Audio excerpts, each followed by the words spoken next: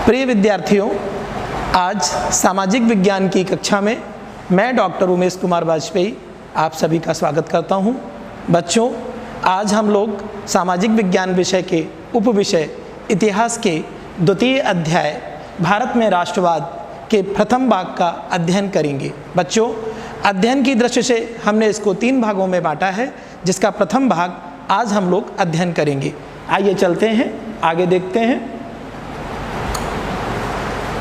बच्चों, आज के जो शिक्षण बिंदु हैं वह पहले आपको परिचय कराएंगे और प्रथम विश्व युद्ध का जो प्रभाव है उसे हम जानेंगे।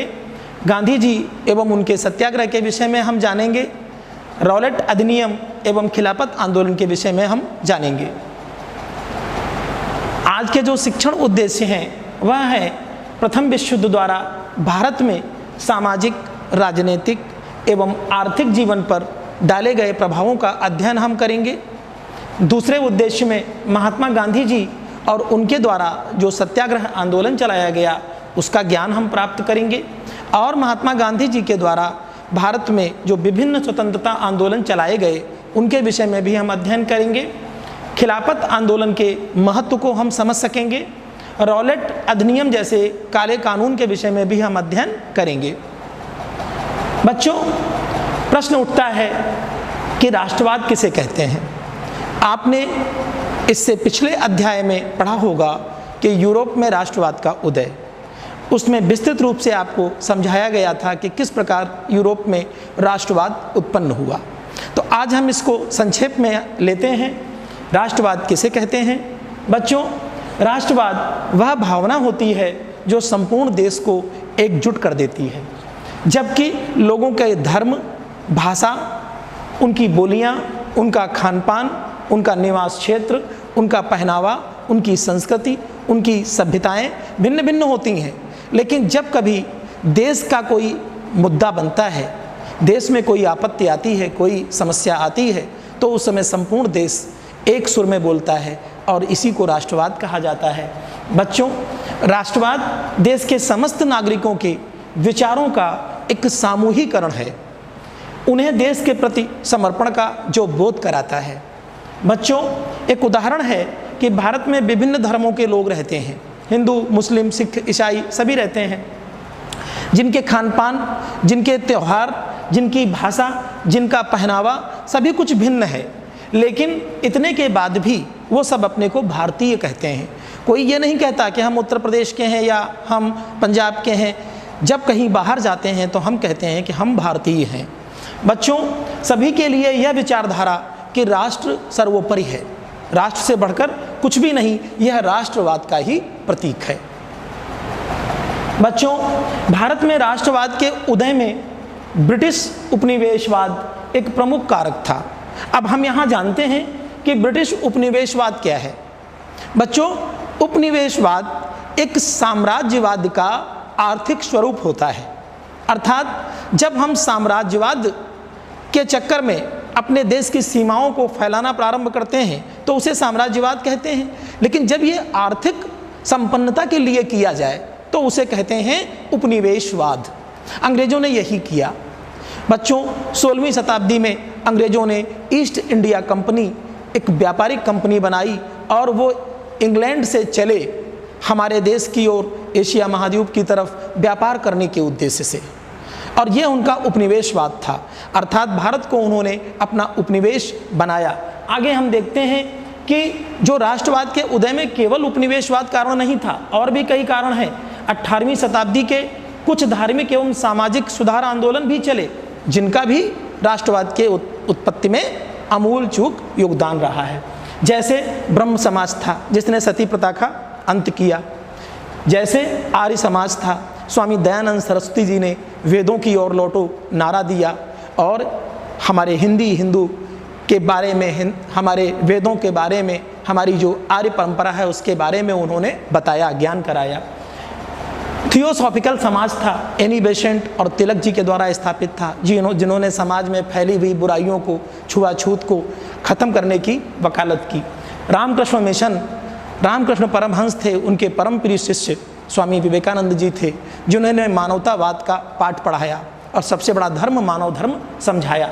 आदि सभी ने हमारे जो है राष्ट्रवाद की उत्पत्ति में योगदान दिया। और समाज में जैसी जो बुराइयां थीं, जो हमारे समाज को तोड़ रही थीं, कमज़ोर कर रही थीं, उन्हें समाप्त करने की वकालत की। बच्चों, अंग्रेज़ों के आगमन से पूर्व हमारा जो देश था उसे सोने की चिड़िया कहा जाता था।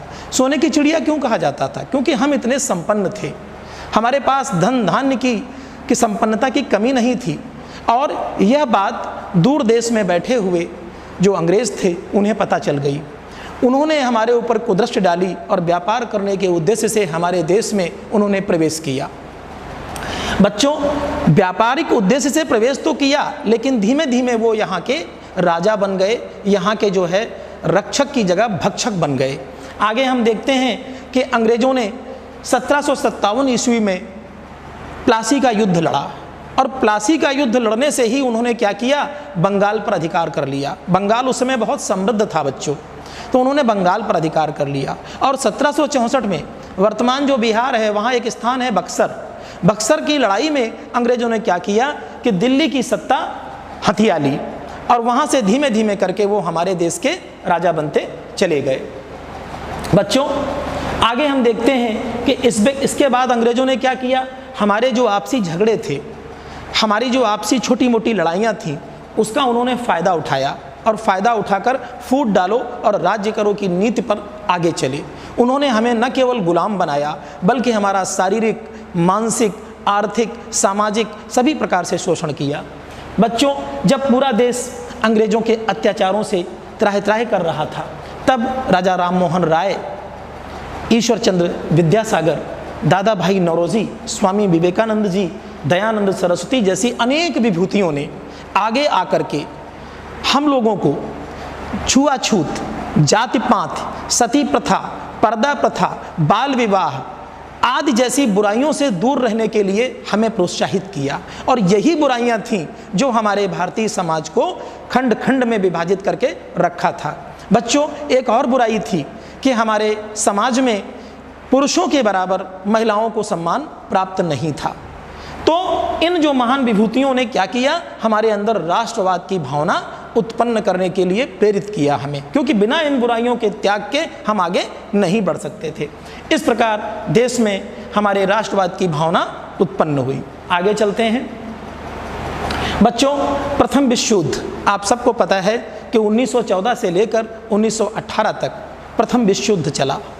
2 विश्व युद्ध अब तक हो चुके हैं, और प्रथम विश्व युद्ध का जो प्रभाव था उसमें संपूर्ण विश्व पर प्रभाव पड़ा था। आर्थिक प्रभाव, सामाजिक प्रभाव, राजनीतिक प्रभाव।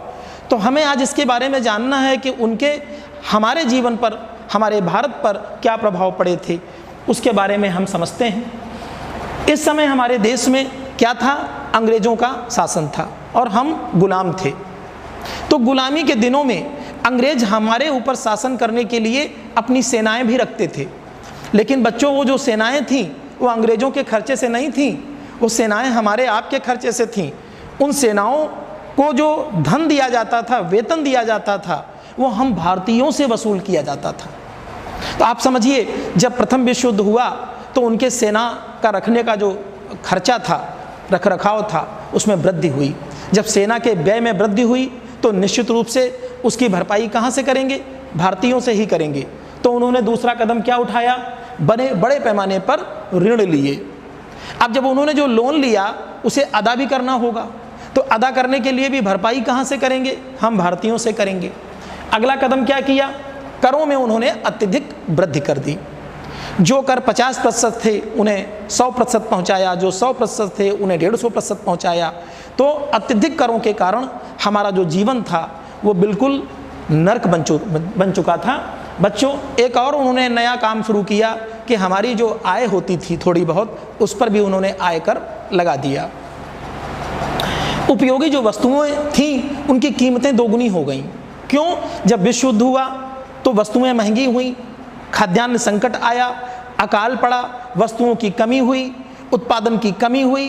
तो ऐसे में क्या होगा कि वस्तुएं महंगी हो जाएंगी और उनकी कीमत दोगुनी हुई, जिसका हमारे जीवन पर अत्यंत बुरा प्रभाव पड़ा। बच्चों, युद्ध के लिए सैनिकों की आवश्यकता पड़ रही थी।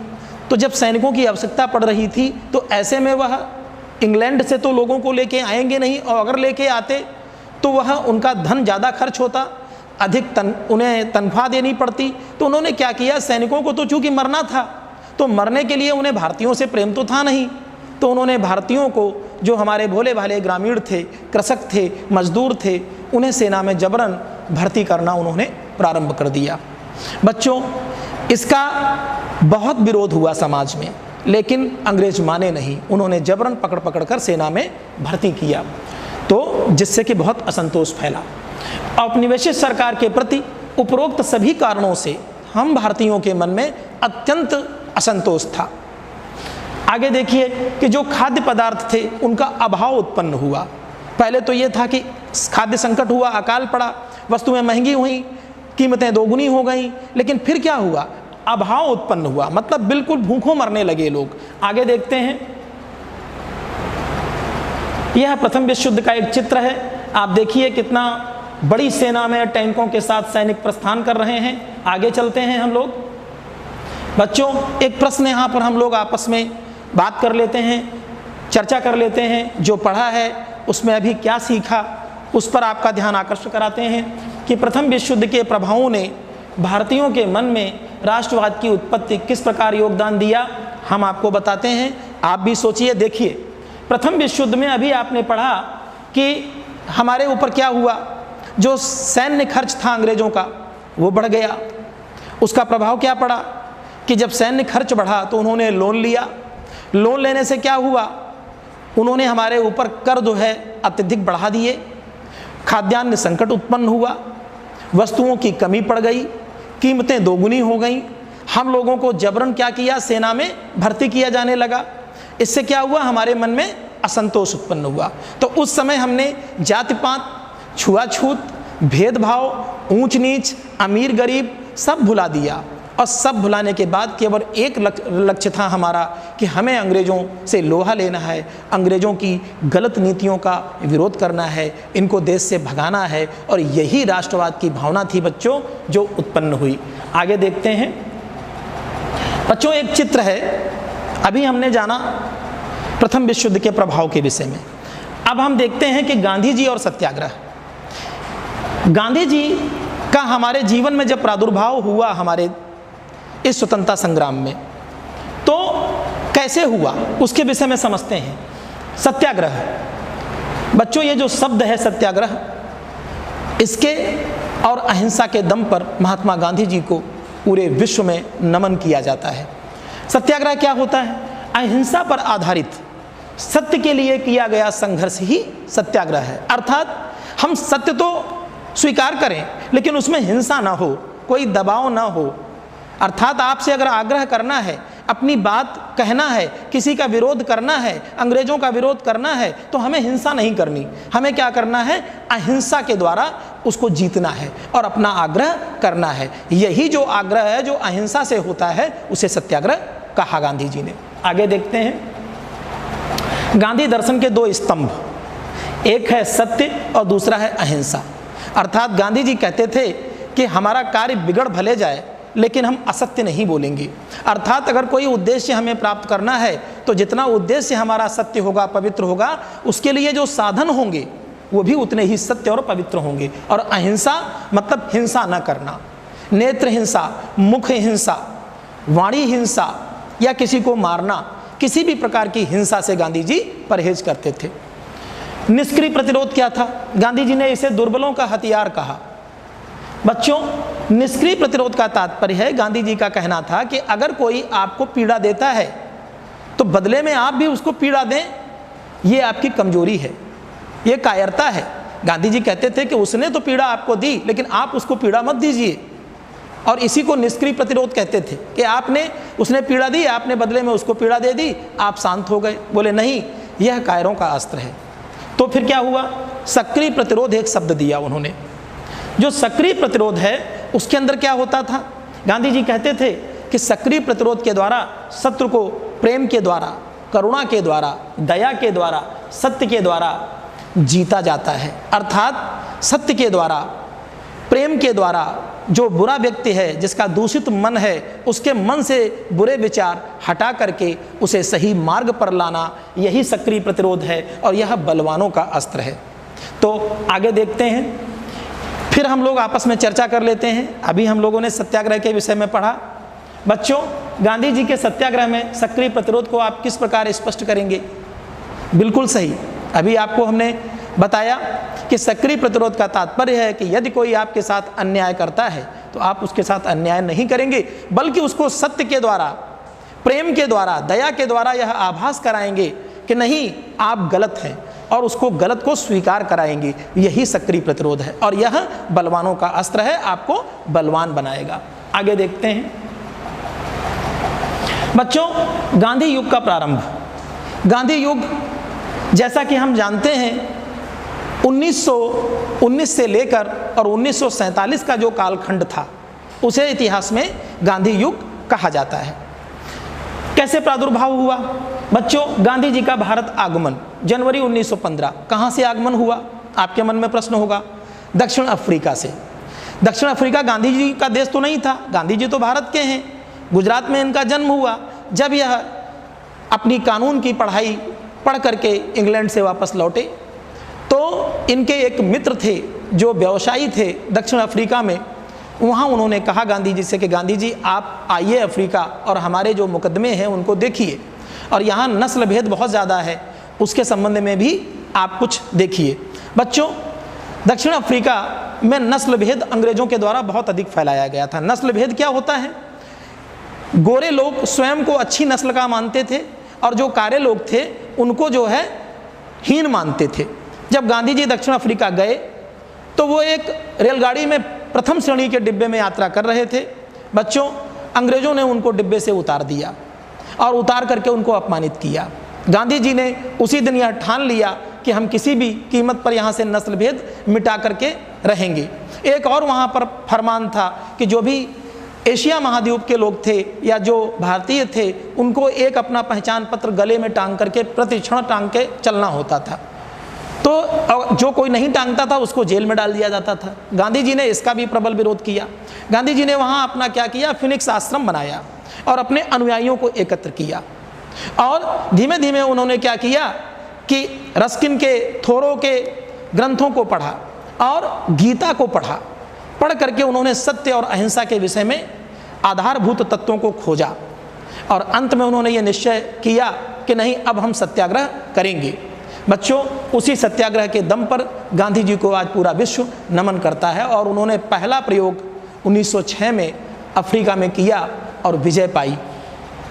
जब गांधी जी जनवरी 1915 में भारत आए तो उन्होंने साबरमती आश्रम के नाम से गुजरात में अपना आश्रम स्थापित किया और अपने अनुयायियों को आगे चलने के लिए प्रेरित किया। बच्चों, चंपारण सत्याग्रह गांधी जी का भारत में किया गया यह प्रथम सत्याग्रह है। इसमें क्या हुआ कि चंपारण बिहार में एक जगह है जहाँ के किसान चावल की खेती आदि करना चाहते थे, लेकिन उन्हें अंग्रेज बागान मालिक जो थे वो नील की खेती जबरन करने के लिए बाध्य करते थे। एक तिनकठिया पद्धति चलती थी कि अपनी भूमि के 3/20 हिस्से में किसी कीमत पर जो है वो नील की खेती करनी ही करनी है। तो बच्चों, इस बात का विरोध वहाँ के किसान कर रहे थे। वहाँ के एक कृषक समुदाय के मुखिया थे राजकुमार शुक्ला जी। वो 1916 में गांधी जी से लखनऊ में मिले। उन्होंने गांधी जी से आग्रह किया कि आप आइए और चंपारण में आकर के हमारे किसानों को बचाइए। गांधी जी 1917 में चंपारण गए। वहाँ इन्होंने जा कर के और सत्याग्रह करने की धमकी दी। वहाँ के प्रशासन ने गांधी जी को कहा कि आप यहाँ से जाइए, लेकिन गांधी जी नहीं माने। उन्होंने कहा हम सत्याग्रह करेंगे। अंत में वहाँ की सरकार को झुकना पड़ा और गांधी जी की जो सत्याग्रह की बात थी वो सफल सिद्ध हुई। आगे चल के हम देखते हैं बच्चों, इसी क्रम में 1918 में गुजरात में एक स्थान है खेड़ा। खेड़ा एक गांव था जहां की प्लेग की वजह से, अकाल की वजह से लोग जो है बहुत परेशान थे और अपनी जो वो थी लगान थी वो देने में अक्षम थे। लेकिन हुआ क्या, वहाँ के जो जमींदार थे, वहाँ के जो कृषक थे, वो उनमें आपस में द्वंद्व शुरू हुआ, क्योंकि वहाँ लगान अत्यधिक बढ़ा दी गई थी जबकि किसान देने की स्थिति में नहीं थे। तो वहाँ के कृषकों ने आग्रह किया गांधी जी से कि आप हमारा ये जो है सत्याग्रह करें। गांधी जी ने खेड़ा सत्याग्रह के नाम से 1918 में अपनी भूख हड़ताल शुरू की। जिसके समक्ष वहाँ जो है वहाँ के जमींदारों ने, जो हमारा अंग्रेज वर्ग था, उन्होंने घुटने टेके और गांधी जी का प्रथम सफल सत्याग्रह 1918 का खेड़ा सत्याग्रह माना जाता है। बच्चों, अहमदाबाद मिल मजदूर आंदोलन, ये देखिए खेड़ा सत्याग्रह का चित्र है आपके समक्ष, और ये है अहमदाबाद मिल मजदूर आंदोलन जब कर रहे थे गांधी जी, उनका नेतृत्व कर रहे थे, तो उसका चित्र है अहमदाबाद मिल मजदूर आंदोलन। बच्चों, प्लेग फैलने के बाद जो वहाँ के मजदूर थे वो अपना बोनस मांग रहे थे, और बोनस देने में जो मिल के मालिक थे वो आनाकानी कर रहे थे, वो बोनस नहीं दे रहे थे। ऐसे में गांधी जी ने इस आंदोलन का नेतृत्व किया, और नेतृत्व करने में उन्होंने सफलता पाई। एक न्यायाधिकरण गठित किया गया जिसने मजदूरों के पक्ष में निर्णय लिया, और अंत में उन्हें बोनस प्रदान किया गया, और यह आंदोलन भी गांधी जी का सफल हुआ। आगे चलते हैं बच्चों, रॉलेट अधिनियम का विरोध 1919। रॉलेट अधिनियम क्या था बच्चों? 1917 में अंग्रेज सरकार ने क्या किया कि भारत में जो हमारे मन में अंग्रेजों के प्रति एक बहुत बुरा असंतोष उत्पन्न हो रहा था, क्रांतिकारी गतिविधियां बढ़ रही थीं, ये जो चीज़ें बढ़ रही थीं इसका आकलन करने के लिए कि किस स्तर पर भारतीयों में हमारे प्रति बहुत ज़्यादा असंतोष है, उसका पता लगाने के लिए, और इसलिए उन्होंने एक कानून बना दिया जिसे रॉलेट कानून बनाया कहा गया। और यह अधिनियम केंद्रीय विधानसभा में बिना हमारी मर्जी के पारित कर दिया गया। बच्चों, यह अधिनियम ऐसा था जिसके अंतर्गत किसी भी भारतीय व्यक्ति को बिना उसका कारण बताए ज़बरदस्ती जेल में डाल दिया जाता था। उसे अपनी बात कहने का अधिकार नहीं था, अपना वकील करने का अधिकार नहीं था, अपनी अपील करने का अधिकार नहीं था। इसीलिए गांधी जी ने इस कानून को काला कानून की संज्ञा दी और इसे राष्ट्रव्यापी एक आंदोलन बना दिया। इसका विरोध शुरू हुआ। बच्चों, इसे बिना वकील, बिना अपील, बिना दलील का कानून कहा गया। गांधी जी जिस समय दिल्ली में प्रवेश करना चाह रहे थे, यह घटना है 9 अप्रैल 1919 के आसपास की, और गांधी जी को कैद कर लिया गया, ले जाकर के मुंबई अंग्रेजों ने छोड़ा। उसी समय पंजाब में सैफुद्दीन किचलू और सत्यपाल, 2 वहाँ के नेता थे, वह भी वहाँ विरोध कर रहे थे, उनको भी उठा के कारागार में डाल दिया था। आंदोलन पूरी तरीके से हिंसा का रूप लेता जा रहा था, अंग्रेज दमनकारी नीतियां अपना रहे थे। ऐसे में अमृतसर में क्या हुआ कि 10 अप्रैल के दिन सभी क्रांतिकारियों ने, आंदोलनकारियों ने शांतिपूर्ण तरीके से सैफुद्दीन किचलू और सत्यपाल को छुड़ाने के उद्देश्य से और रॉलेट एक्ट के विरोध स्वरूप सभा का आयोजन किया जा रहा था। इतने में अमृतसर का जो जनरल डायर था, वो सैन्य अधिकारी था वहाँ का, उसने सेना बुला ली, और 13 अप्रैल के दिन जिस समय जलियांवाला बाग नामक स्थान पर हजारों की संख्या में निहत्थे बच्चे, महिलाएं और पुरुष एकत्रित थे, उस समय जनरल डायर ने भीषण तरीके से गोली चलवाई और हजारों लोगों की अकाल मृत्यु हुई। इस नरसंहार का पूरे विश्व ने प्रबल विरोध किया, लेकिन जनरल डायर को अंग्रेजों ने इंग्लैंड में पुरस्कृत किया। बच्चों, आगे देखते हैं, इस घटना को ही जलियांवाला बाग हत्याकांड के नाम से जाना जाता है। आगे देखते हैं खिलाफत आंदोलन 1919 से 1922। बच्चों, खिलाफत आंदोलन क्या था? जिस समय प्रथम विश्व युद्ध चल रहा था, तो जो तुर्की था, तुर्की का खलीफा जो था, उसे समस्त विश्व के जो मुसलमान थे वो अपना मुखिया मानते थे।